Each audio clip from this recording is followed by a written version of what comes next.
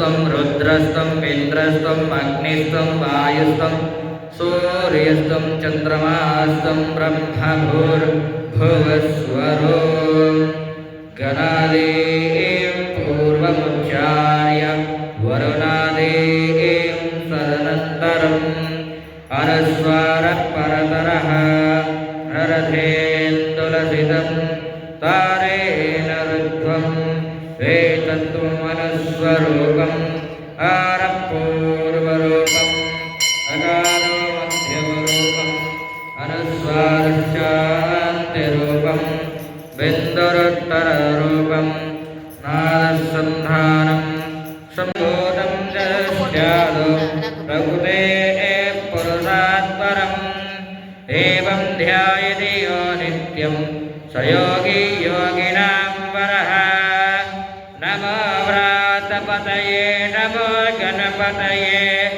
नमः प्रमथपतये नमस्ते अस्तु लम्बोदराय एकदन्ताय विघ्नविनाशिने नमस्ते अस्तु भगवन् विश्वेश्वराय महादेवाय त्र्यम्बकाय विराटकालकालाग्निरुद्राय नीलकण्ठाय मृत्युञ्जयाय सर्वेश्वराय सदाशिवाय श्रीमन्महादेवाय नमः। हिरण्यवाहवे सेनान्ये दिशाञ्चपतये नमो ऋषेभ्यो ऋषेभ्यः पशूनां पतये नमः तस्मिञ्जराय श्रीमते पत्तीनां पतये नमो अनुरुषाय निव्याजनेयाव्याजने नानां पतये नमो रुषाय वैश्वने पुष्टानां पतये नमो नमः। तेभ्यो निषादेभ्यः समो नमः तन्वानेभ्यः प्रधानेभ्यः समो नमो नमः आयच्छद्भ्यो विसृजद्भ्यः समो नमो नमः तेभ्यो व्रातपतिभ्यः समो नमः गोचलकेभ्यः समो नमो नमः तेभ्यो व्रातपतिभ्यः समो नमः वरदमूर्तये नमो नमः। ॐ श्री पार्वती परमेश्वर स्वामी नमः श्री दत्तात्रेय स्वामी नमः गन्धपुष्पा कुङ्कुमाभिषेकं समर्पयामि। अस्य श्रीरुद्रध्यानं ध्यानमग्रेवताय नमवशिष्यम् औपश्चात्तात् अवपुरस्तात् अवोत्तरात्तात् अवदक्षिणात्तात् अवचोर्ध्वात्तात् ईश्वरेगं सर्वभूतानां तामिहोपक्वये श्रियं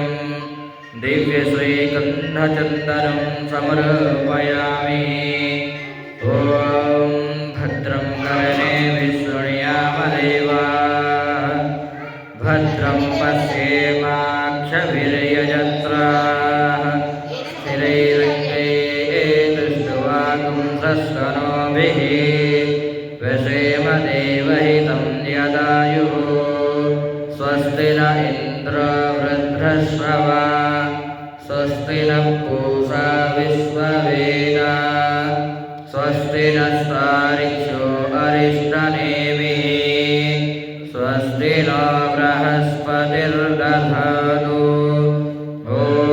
शान्ति शान्ति शान्तिः। ॐ लं नमस्ते गणपतये त्वमेव प्रत्यक्षं तत्त्वमसि त्वमेव केवलं पदे पदे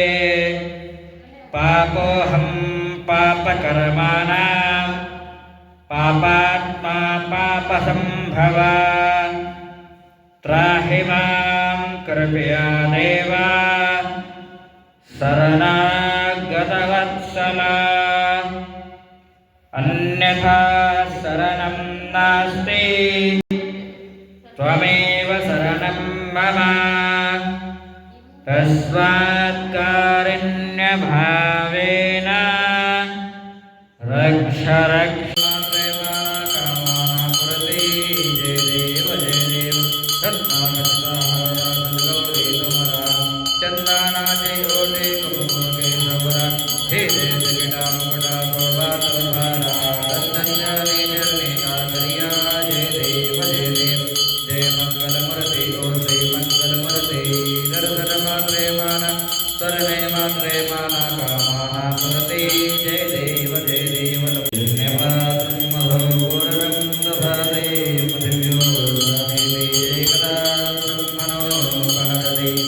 एकदैव यजमानायस्ते जो दधाति ॐ सुखकरता वाता विघ्नाति करमे नरमे प्रेमरूपाणयानि सर्वाणि संसारावधेतोराणि कंठे जगदेवानमुक्तावादानि जय देव जय मंगलमूर्ति गो श्री मंगलमूर्ति गौरं करुणावतारं संसारसारं भुजगेन्द्रहारं सदा वसन्तं भयारविन्दे भवं भवामि शैलं नमामि मन्दारमाला तदरेखरायै कृपालमाला दिगम्बरायै च दिगम्बराय नमः शिवायै च नमः शिवाय श्रीमन्महादत्तात्रेय स्वामिने नमः अनन्तकर्पूरमङ्गलवाणीराजनं मेतं विनायकं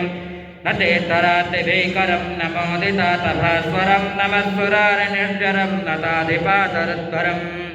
सुरेश्वरं निधीश्वरं गजेश्वरं गणेश्वरं महेश्वरं नमाश्रये परात्परं निरन्तरं समस्तलोकशङ्करं निरस्तदैत्यकुञ्जरं दरेदरो वरे वरं वरे रमामचाकरं कृपाकरं क्षमाकरं मुदाकरं यशस्करं मनस्करं नमस्कृतं नमस्करोमि भास्वरम् अकिञ्चनातिमार्जनं चिरन्तनातिभाजनं पुरारिपूर्वनन्दनं सुरारिगिरववर्जनम् नतान्तकान्तदन्तकान्तमन्तकान्तिकात्मजम् अचिन्तरूपमन्त्रहीनमन्त्रयामि हिरन्तरे निरन्तरं वसन्तमेव योगिनां तमेव तं विचिन्तयामि सन्ततम् महागणेशपञ्चरत्नमादरेम योऽम्यहं प्रवक्षते प्रवादके हृदीश्वरं गणेश्वरम् अन्यपात्रं मधो पूर्णं दधाति मथिव्यो सानेति एकदा ब्रह्मणो महर्षि एकदैवेयजमानायुस्तेजो दधाति सम्प्राजञ्च विराजञ्च श्रीले गृहे लक्ष्मीराधयतां ध्रुवम् मङ्गलं कौसलेन्द्राय महनीयमुरात्मने चक्रवर्ती तनूजाय सार्वभौमाय मङ्गलम् श्रियकान्ताय कल्याणनिधेर्देवेन्द्रां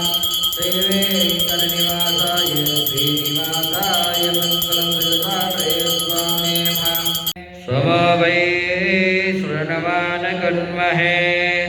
समे कामकामानमख्यं कामेश्वरो वै श्रवणो दधातु